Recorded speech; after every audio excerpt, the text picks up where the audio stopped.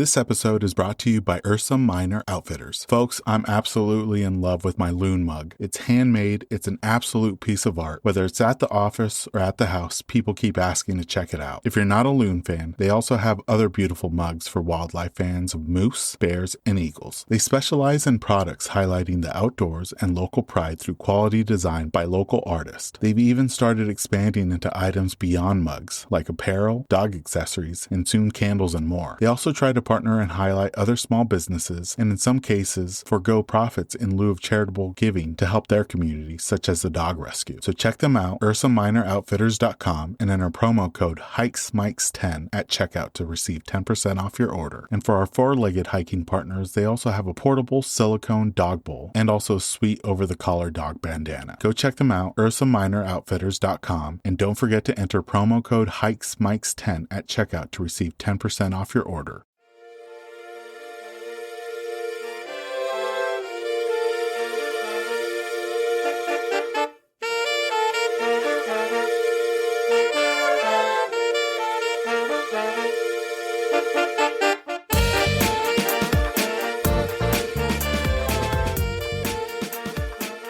Welcome, everyone, to the latest episode of the Hikes and Mikes podcast. I'm your host, Ivan, and each week I'll be chatting with some amazing hikers from across the United States and abroad. Spring has finally arrived in the Pacific Northwest, and soon I'll be hitting the trails to record short-form episodes with hikers I meet along the way. Look out for those episodes to drop sometime in June for Season 3. In the meantime, we'll be asking some of your favorite hikers about their experiences and adventures. We always finish the episode off with a round of this or that questions all related to hiking. We have an amazing guest from the North Shore of Minnesota on today's episode.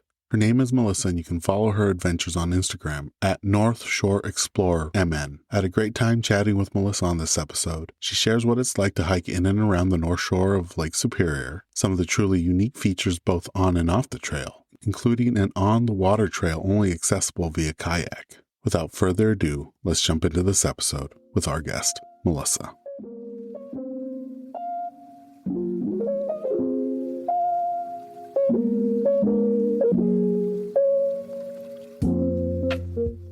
Welcome, everyone, to the latest episode of the Hikes and Mikes podcast. I'm here with a great guest from Minnesota. Her name is Melissa. She'll be sharing her experiences from her region. Melissa, thank you for joining us on the podcast today. You know, one of the first questions we always like to ask our guests is how they got started hiking and how long they've been hiking for. Yeah, hey, Ivan, it's so great to be here. Well, so my name is Melissa Dressley. I am from the beautiful Lake Superior shore. It's Minnesota's North Shore of Lake Superior, northeastern Minnesota, right near Canada, actually. So I started hiking. I was never a hiker, growing up and stuff like that. I always liked the outdoors, but I wasn't really around like outdoor and hiking culture, as much. But I moved to northeastern Pennsylvania in the Pocono Mountains in my early 20s and started promoting tourism there. So I started getting into more hiking and kind of discovering it more. And then not soon after that, I moved up here to this town,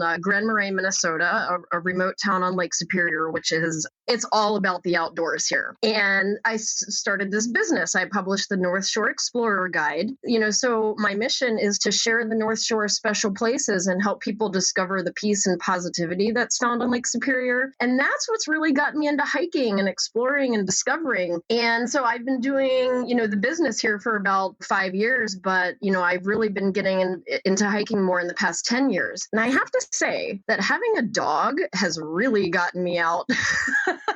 I imagine. So you mentioned that you're in northern Minnesota. For listeners that haven't had a chance to visit, what are some of the hiking experiences that your neck of the woods has? We have such a variety of different hiking experiences here on Minnesota's North Shore of Lake Superior. So this is actually one of the rare places in Minnesota where we have mountains. And they're probably hills compared to like the big mountains out west and stuff like that. But we have glacially made mountains here right on the shore of the biggest lake in the world. So that gives us some really interesting hiking experiences. So whether you're hiking right along Lake Superior, we have cobblestone beaches, we have ledge rock, lots of different like glacial terrain on Lake Superior. And then when you get into the inland forest, we have beautiful remote wilderness boreal forests. You can hike up to summits for great views of the lake and the wilderness. There's a variety of different terrain and opportunities and great views and so many things to experience. And in particular with your region, not necessarily Minnesota, but what is there unique in your region that you might not find elsewhere in the States? Well, I mean, obviously Lake Superior, the biggest lake in the world, the combination of the lake and the mountains and the wilderness. This is a very remote destination,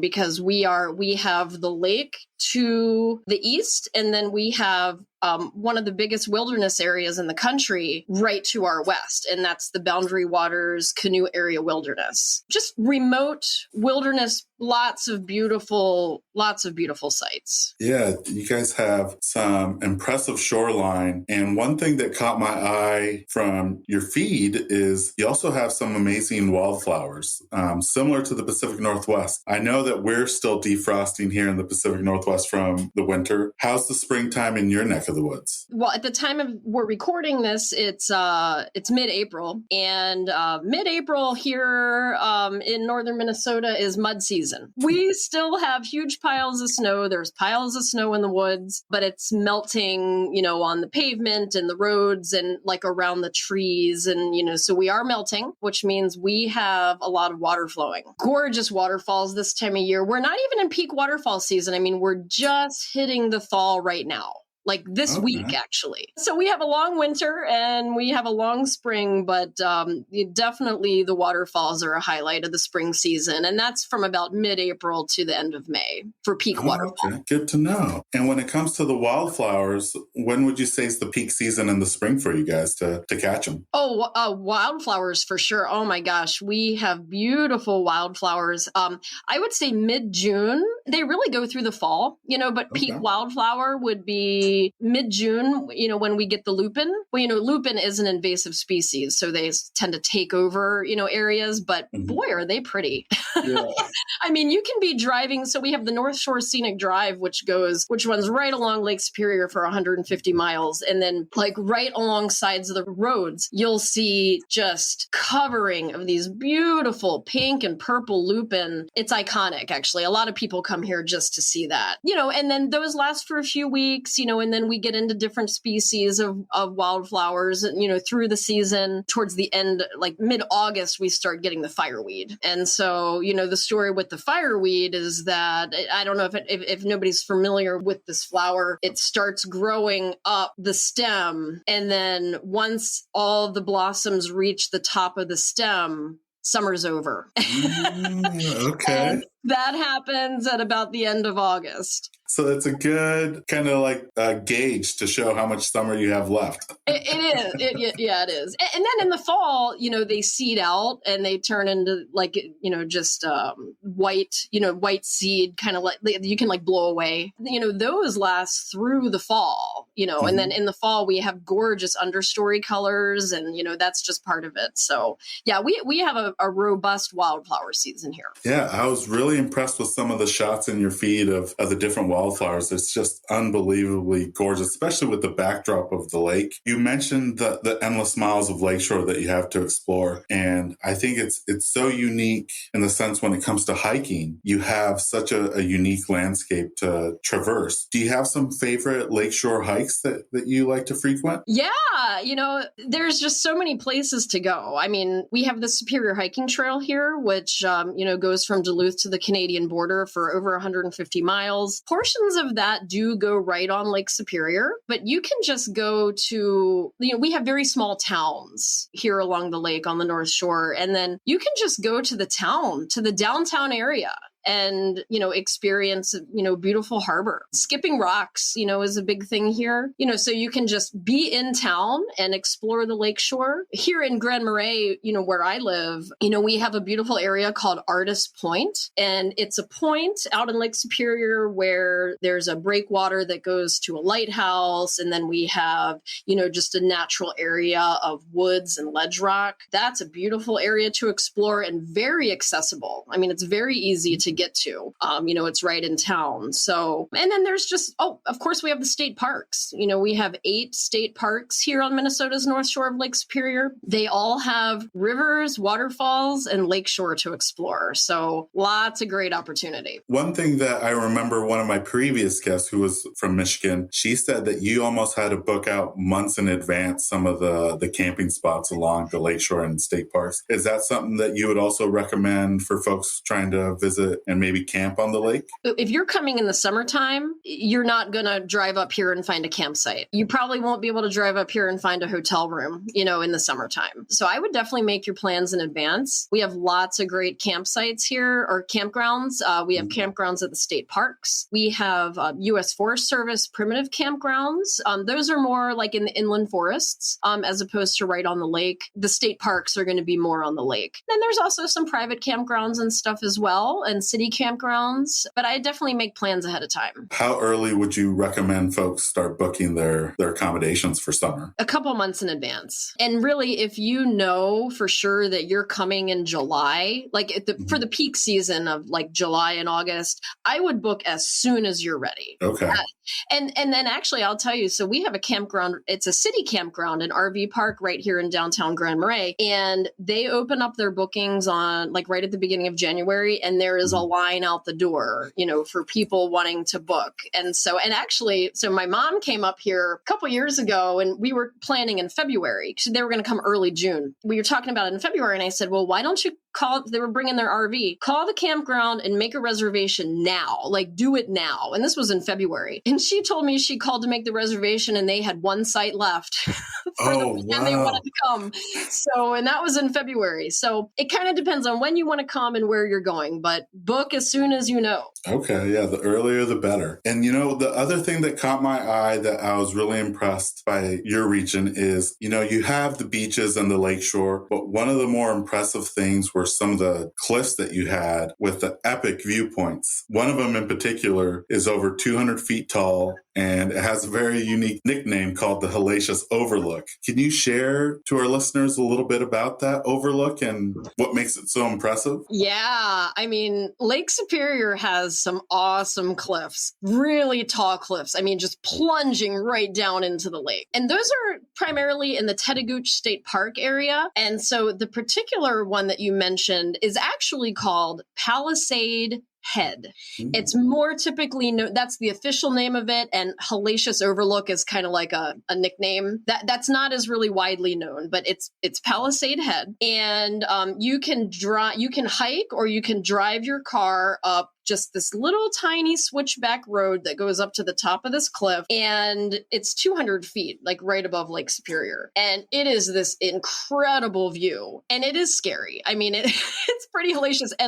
And there are no guardrails. So, I mean, you are at, your own risk, so, and then people climb, you'll find people climbing the side of it, and then just people kind of exploring, looking over the edge, walking around, but it's just a really, really unique spot. And then kind of to go along with that, we also have the iconic Split Rock Lighthouse, which is like almost a symbol of Minnesota, if you will. It's definitely a symbol of the North Shore. But that lighthouse was built around around the turn of the century. I think a lot of people know that Lake Superior is famous for having wild waves, wild weather, and lots of shipwrecks, right? So this lighthouse was constructed on top of another 200-foot cliff. It's really a beautiful sight. And you can actually go to Split Rock Lighthouse, take a tour, stand at the top of the cliff, and then there's a state park called Split Rock Lighthouse State Park right adjacent to it, where you can stand on the beach and then look up at the cliff with the lighthouse perched on top. And is that still a functioning lighthouse that they use? No, it's not. It's part of the Minnesota Historical Society. So they have a museum and you can tour the grounds, and they have guided tours. They have costumed interpreters, and, they'll take you into the lighthouse, the keeper's house, the fog signal building, and they have hiking trails with interpretive panels and, all that kind of stuff. So that actually is one of the top must-do things on Minnesota's North Shore, Lake Superior. Good to know. And kind of going back to the cliffs, probably not the 200-foot cliffs, but when people do see cliffs, especially around water, the tendency is to do some cliff jumping. Is there designated areas where folks can, as safe as they could be, jump off those cliffs? I would not do that. Good to know. Because one thing is that Lake Superior is really, really cold. We're talking 40 degrees. It is very difficult to swim in Lake Superior. Even on those really, really hot days, it's really hard to get in there. And then these cliffs are the ones on Lake Superior we were talking about. They're very, very, very tall and very rocky. But being that Minnesota is the land of 10,000 lakes, so inland from Lake Superior, we have the Boundary Waters Canoe Area Wilderness. And if you look at a map, it's kind of like more water than land. And the Boundary Waters is famous for canoeing. So you put your canoe in and then you paddle and portage from lake to lake to lake. So if people don't know what portaging is, you put your canoe in and then you want to cross land to get to the next lake. So you're putting all your gear on, carrying your canoe across a trail to get to the next lake. And you're doing that, lake after lake after lake. But back to the cliff jumping. Even if you're not in the Boundary Waters, we do have the Superior National Forest here, which has just lots of lakes. There is some cliff jumping to be had, on those inland lakes, because the water is going to be a little bit warmer.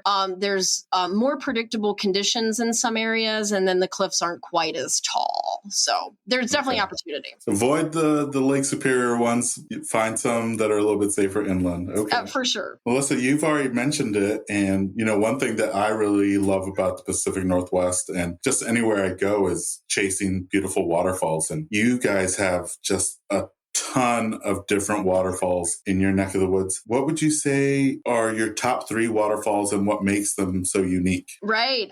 We have, at least, I don't have the number right off the top of my head, but, I want to say 11 major waterfalls here. In fact, on my website, I have the guide to North Shore rivers and waterfalls that kind of gives a description of all the good places to go. But for the top 3, I would say Gooseberry Falls, and that's within Gooseberry Falls State Park. That one is actually like the Mac Daddy of waterfalls here on the North Shore. It's big. It's pretty big. You can take a hiking loop, in the state park and see 3 to 4 different waterfalls. And then there's like the big main one. And then there's a lower one and an upper one. And, the loop, with me, gawking and taking pictures and videos around the loop, it probably takes me about an hour and a half, to go around. So it's not a long hike and it's beautiful. So that's like the Mac Daddy. Another one of my favorites is called Cascade River, and it's at Cascade River State Park. And this waterfall, it's like a series of cascading waterfalls. And so again, you can take just a short hiking loop. So you can park on the side of the road. There's a parking area there.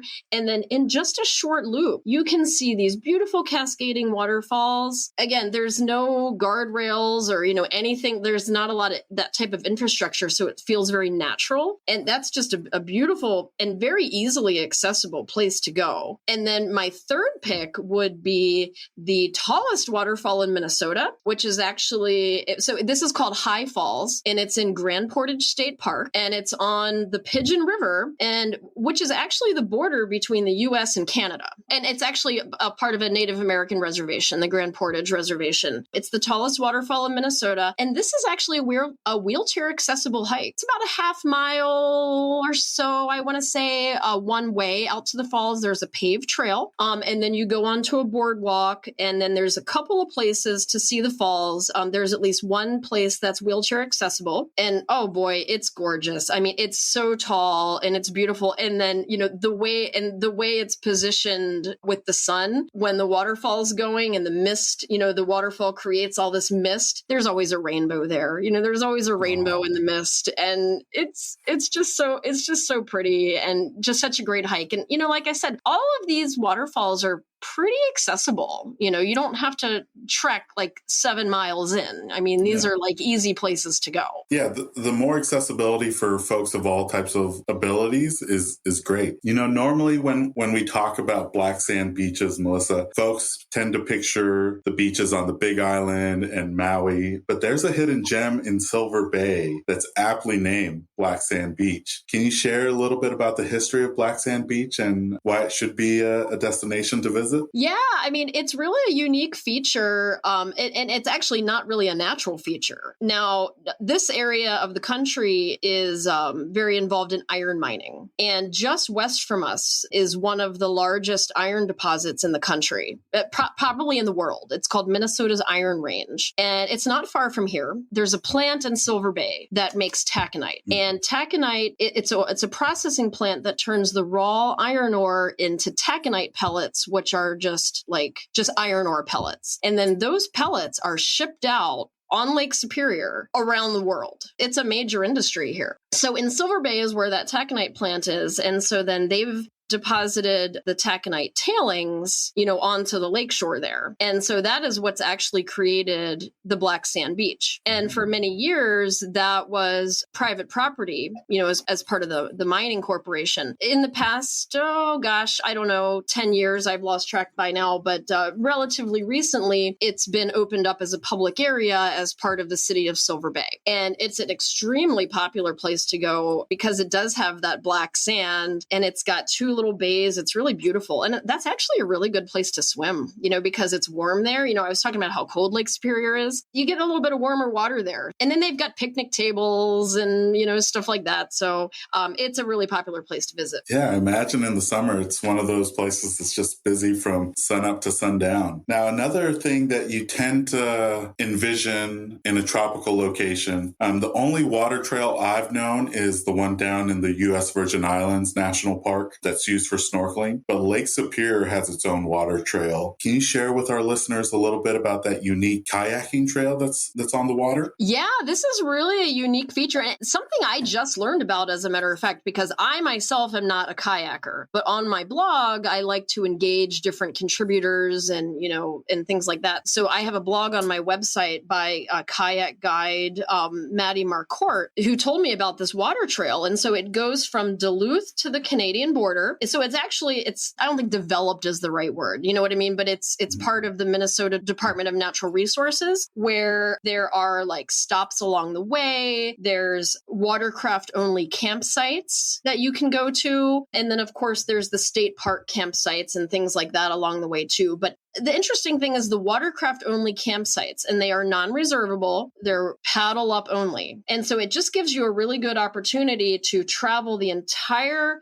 North Shore on the water. And then by doing that, you can see the tall cliffs that we talked about before. And there's also some sea caves. And then actually too, there's also waterfalls plunging right into the lake that you cannot see from land. You can only see those from the water. So it's just a great opportunity for people that like to kayak. And by the way, canoes are not recommended on Lake Superior. So she recommends sea kayaks only. And also to be very, very prepared, because when you're on Lake Superior, you need to be prepared for any conditions and safety because it is very cold water. And if you fall in, hypothermia can set in very, very quickly. So there's information on the blog about it, but she's saying have multiple methods of communication.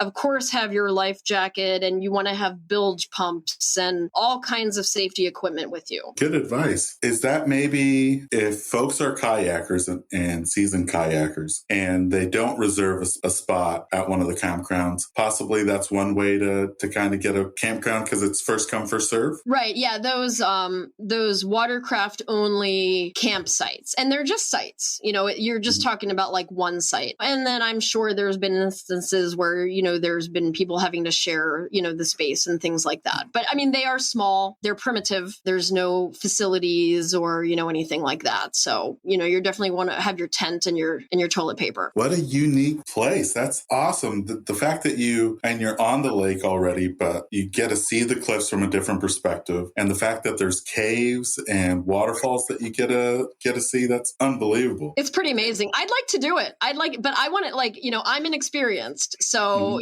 again, if you are inexperienced, hire a guide. Oh, okay. So there are guides available that can show you around? Yep, there are guides. There's lots of guide services here that can get you out on the water or get you out on the trail. But I would recommend hiring a guide if you're not an experienced kayaker. One thing that I always like to find out, Melissa, is from different regions of the United States, there's things that maybe, people from the West Coast don't really understand or know about the East Coast hiking and vice versa. What tips or advice would you have for hikers that are interested in visiting the North Shore in regards to being prepared for weather, insects, or even just the terrain itself? Well, we have a saying here, as in a lot of places, is there's no bad weather, only bad gear. It's cold here. I mean, I'm going to be honest. It's chilly. I mean, even in the summertime, by Lake Superior, it's cooler than it is in the inland forest. I mean, you can be talking about a 20-degree difference. So if you're hiking here in the summertime and you're going to be by Lake Superior, dress warm and wear layers, items that you can remove or add or what have you, and then if you're going to be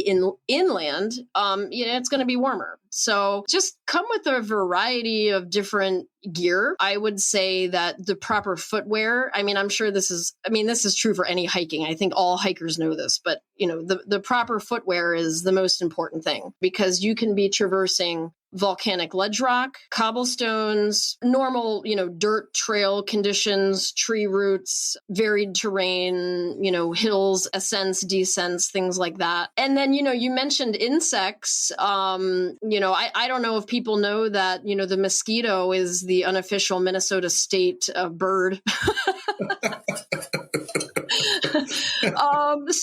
And actually up here we have black flies, and black flies are freaking brutal. I don't know if anybody's experienced black flies, but they bite and it's not good. But there's seasons for those things. So like in early June is when the black flies come out, and then the mosquitoes come. And then once we hit like mid-July, the bugs really kind of mellow out. But if you're going to be coming in that like June time frame, you are going to want to have a head net and bug spray, so that type of thing. Yeah, when you mentioned the unofficial state bird, I think there's a couple pictures of mosquitoes on your feed, and they are huge. We have big, yeah. Yes, yeah, and I really like when they land on you, and then you smack them, and then they splatter blood. Like, I'm serious.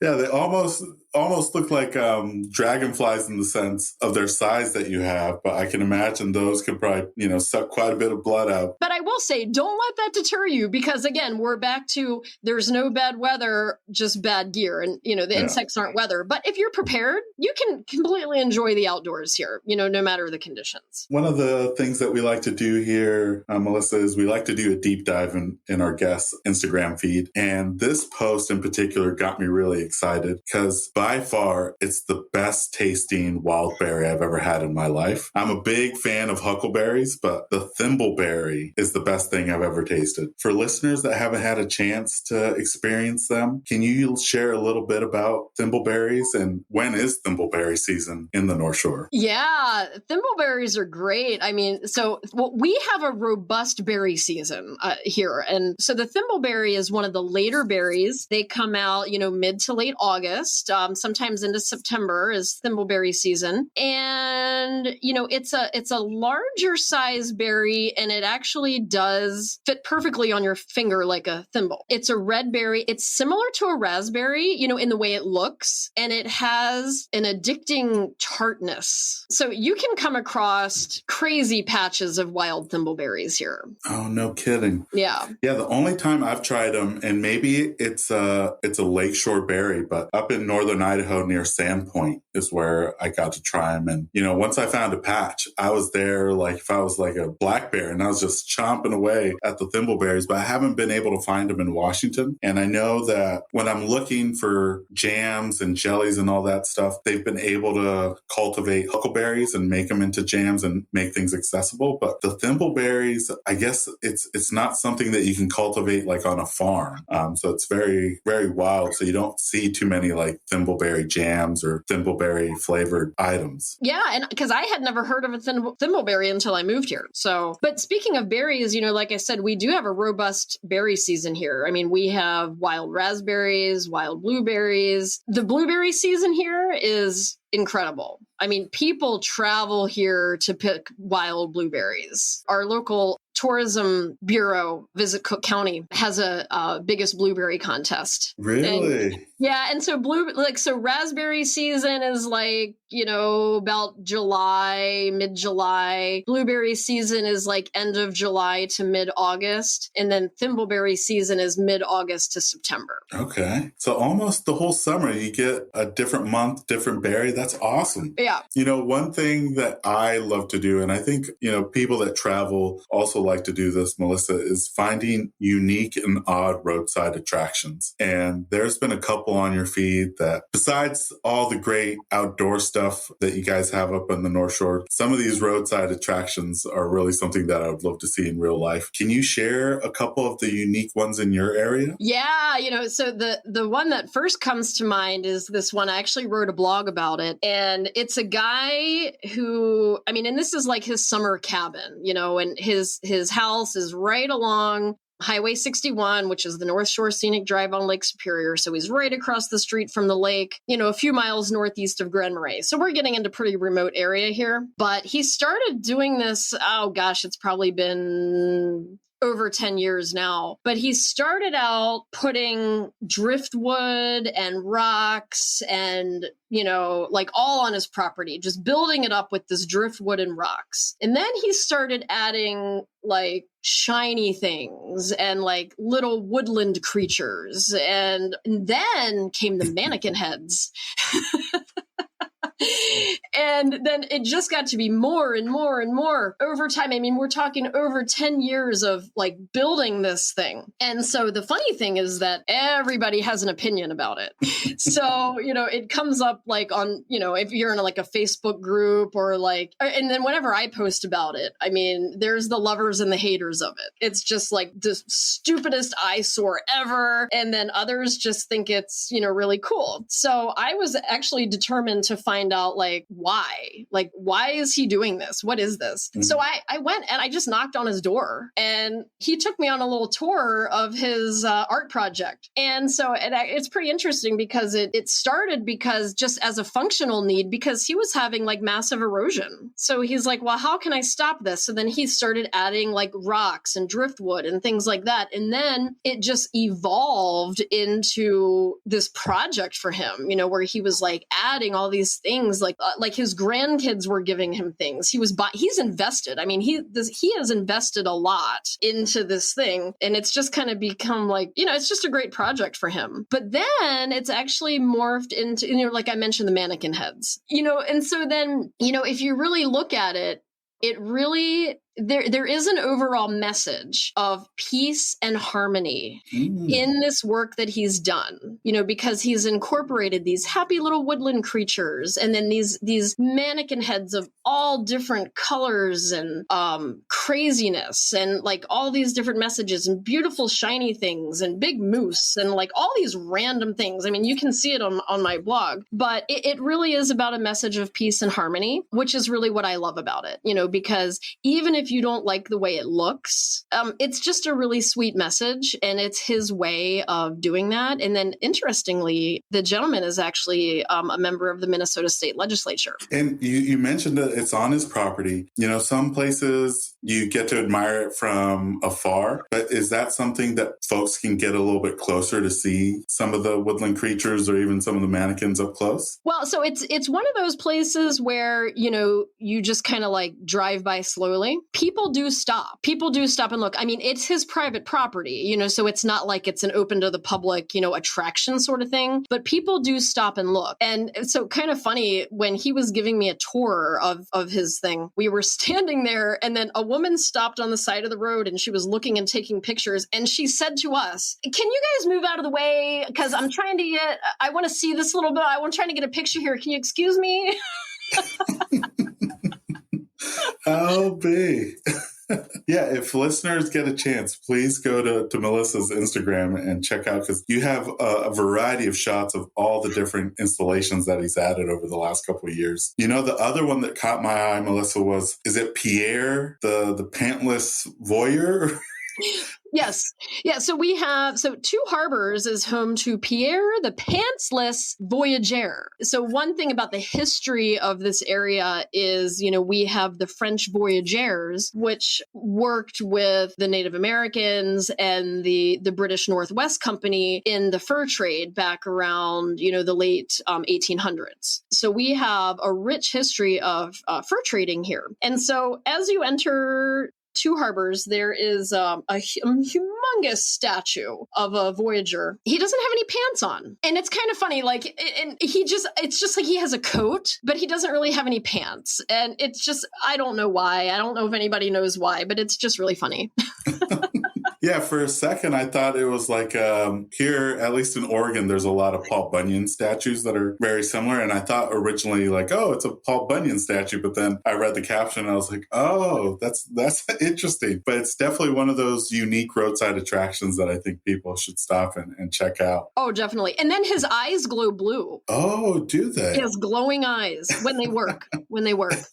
Because previously, the head would even move, and they had a microphone and speaker setup where the workers used to speak to people that were walking by. Yeah. Back in the day, it was owned by a hotel, the Voyager Motel. And it was kind of like an attraction, to bring people to the motel. And it was mechanical. And like you said, they had like a guy in a side place, with the microphone, like he was talking to the people. Yeah. A lot of hikers, especially when it comes to summits and reaching their hiking destinations, sometimes they do a summit ritual or even a end of the hike routine. Maybe it's a favorite snack or meal, trail beverages, or even just a moment of zen. When you reach your hiking destination, is there something that you routinely do? I don't really. I just enjoy myself. I'm a picture taker. That's another thing. I love taking pictures and videos, and that kind of soaks up, my time. So when I get there, I'm taking pictures, just kind of relaxing, resting. Just taking a deep breath and enjoying the view. So yeah, I'm, nothing too ritualistic, but for me, the point is to find peace and positivity in nature. And, to me, that's the journey, not the destination. I like that, Melissa. No, that's really great. And, we've been talking about some of the tips and gear that's important when visiting the North Shore. But when it comes to your pack list, do you have a most valuable piece of gear? I'm not a gearhead. But what you do need, though, is, as I mentioned before, you got to have good shoes, and shoes with really good traction, because you're hitting mud, dirt, rock, all of that. I do a lot of winter hiking. And so your ice grippers are essential, and those are essential probably from, October through April. So use those a lot. And I do like my hiking poles. I don't use them all the time, but especially when you're, in icier conditions, more rugged conditions, or like going uphill or downhill, it's just, I like to have those just, for safety and stability. And then, usually my knit hat and gloves. No, those are all solid because, like you said, the weather can be different from inland to the shore. So always being prepared. No, that's really great. Now, when it comes to your own personal experiences, has there been any close calls when you've gone hiking, whether it's, getting lost momentarily, or maybe an unexpected wildlife encounter, or maybe even Mother Nature caught you by surprise? Have you had any of those moments? Oh, fortunately, I have not had a lot of those moments in a negative way, nothing like that. But I will say, when I moved to northeastern Pennsylvania in my early 20s in the Pocono Mountains, like I mentioned at the beginning, and I was promoting tourism there. So one of the first hikes I did. Like I said, okay, I'm going to go for a hike and I'm going by myself and because I want to see this and I'm going. So, I had a map and I kind of had my route and, I was going along. And again, this is like one of my very first hikes and I'm going along and, and back then, like I was a little scared. I was intimidated, but I was like, I'm doing it. And this was actually in the Delaware Water Gap area, if anybody's familiar with that, like right on the border of Pennsylvania and New Jersey. So anyway, I'm going along and I just keep going because I'm like, this is so nice. I'm really enjoying this. Like, this is great. And I'm feeling a little scared, but this is good. I'm growing. This is just a great experience for me. And I keep going. And so then instead of like really following my route, I had my map and I was like, well, let me take this longer route. So I took this longer route that ended up to be like this trail that fizzled out into just nothing. And I was kind of lost. And then I got really scared. Well, not scared. I mean, I was like, oh, shoot. So, and then anyway, I just kept going. And I mean, obviously, I eventually found my way out. But that was an experience. It taught me the lesson to, just be familiar with your route, and then know how much time it takes and, things like that. Oh, solid advice. Solid advice. And Melissa, we're recording this episode in April. Do you have any hiking goals for the rest of this year or maybe beyond? Yeah. I mean, so, I'm exploring the North Shore, as I mentioned before, I published the North Shore Explorer Guide blog and social media. And so, my intention is to help people find the North Shore's special places. There are so many places to go here, and I have not seen them all. And my goal is to explore new places, at least once a month, to get out there and intentionally say, okay, I haven't been to this trail. I haven't been to this site or to this view. So to intentionally go there and share that with my audience. Those were the open-ended questions. We always like to end the episode with a round of this or that questions, all hiking related. So I'm going to give you 2 hiking related topics and you kind of choose the one that you prefer out of the 2. So the first one is ascending or descending? Descending 100%. And this might be tough for you. Waterfalls or summits? Oh, that is a tough one. But for me, waterfalls all the way. And how about switchbacks or straight up? Yeah, that's kind of a tough one. Oh, gosh. I mean, I could go either way on that one, but let's say straight up. Trek poles or freehand? I do both, but I do like to have the poles. And do you fuel up before a hike or do you fill up after? I don't really go on like a lot of like major expedition hikes where, I need to fuel up before or after. I don't know. I kind of eat on a schedule, so... And I bring snacks. Everywhere I go. So, okay. So I'm probably eating before and after. And after? Do you bushwhack or go around? Oh, right. Okay. So in the wintertime, I like to snowshoe, and snowshoeing on a packed trail is just dumb. I'm just going to be honest. And, it's a really great opportunity to bushwhack because we have such a high snowpack. And so you're not dealing with like all the underbrush. So in the wintertime, I love bushwhacking with my snowshoes. In the summertime, I stick to the trail. It's a little bit more, I don't know, I can't think of the right word, but like eco-friendly, to stay on the trail in the summertime, to prevent erosion and etc. And do you jump in or do you stay dry? Oh my gosh.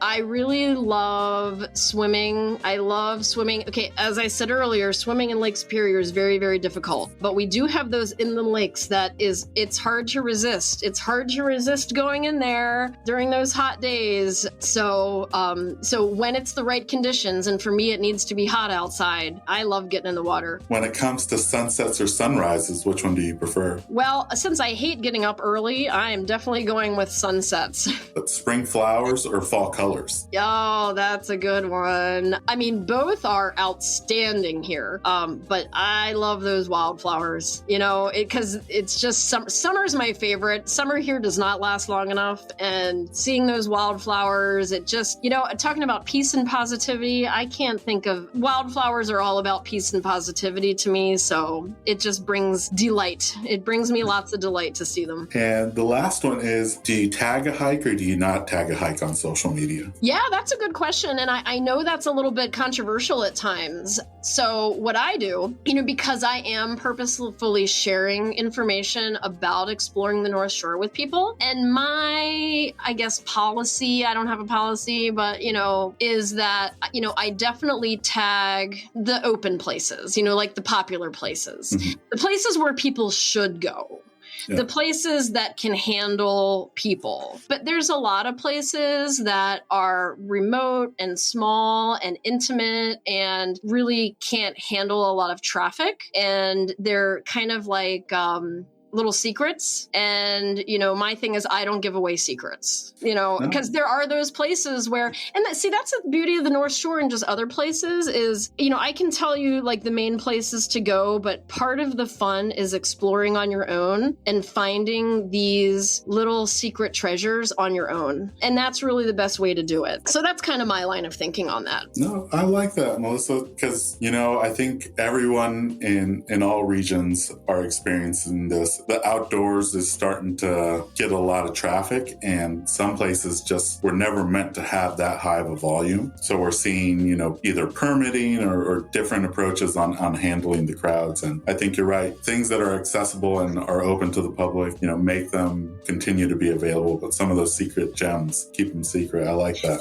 Yeah, for sure. And then also, too, we have a local population here that they live here because of those spots. People need to be rewarded for their own exploration, to be able to find those places. And even me as myself, I've got places I go that I don't really want to see other people there. Melissa, it's been awesome learning about the North Shore and chatting with you about everything the area has to offer. For listeners that want to follow you on social media or online, what are some of the places they can find you and your blog and what you're doing in the North Shore? Yeah, absolutely. So I published the North Shore Explorer Guide. It's a printed guide, a 64-page mile-by-mile guide of the North Shore from Duluth to the Canadian border. It's the official guide of the North Shore Scenic Drive, and it has all the waterfalls, maps, hiking trails, and then just mile-by-mile points of interest. So you can see a digital flipbook of that on my website, which is northshoreexplorermn.com. That's for my blog. You can discover hiking trails and all of the best things to see and do on Minnesota's North Shore of Lake Superior. See that digital flip book. You can also order a copy it's I think $4.89 for me to ship it to your home. You can also pick them up for free at Minnesota welcome centers around the state and all along the North Shore in Duluth. On social media, I am on Facebook and Instagram at North Shore Explorer MN. So I'd love to see you on Instagram, and you can take a look at my feed and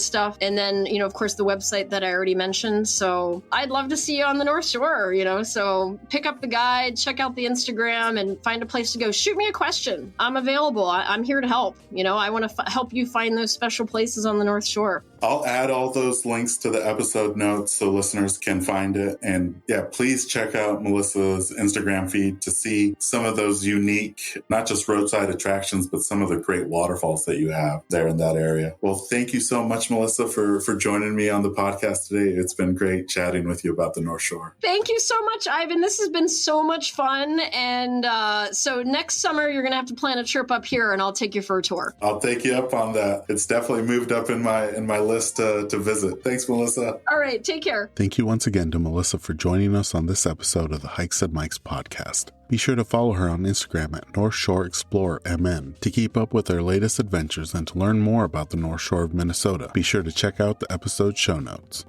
We'll be putting out new episodes every week throughout the spring. Please be sure to like and subscribe to not miss out on those. Also, follow us on Instagram at Hikes and Mikes. Catch you on the next one. This episode's music was created by Ketsa. Follow him on Instagram at Ketsa Music.